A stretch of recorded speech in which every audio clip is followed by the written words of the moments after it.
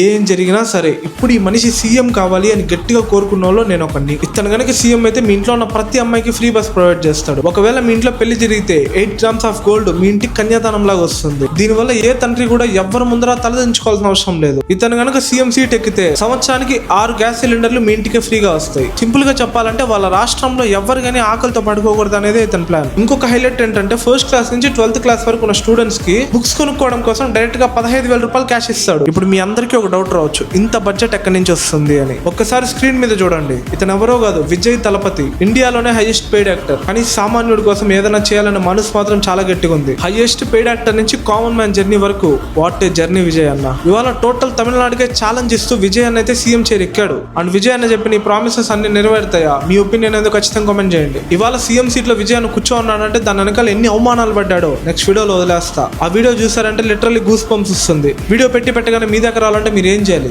వీడియోకి లైక్ చేసుకొని కింద కనిపిస్తున్న సబ్స్క్రైబ్ బటన్ నొక్కి పెట్టేసుకోండి. అప్పుడే పెట్టగానే మీ దాకా వస్తుంది.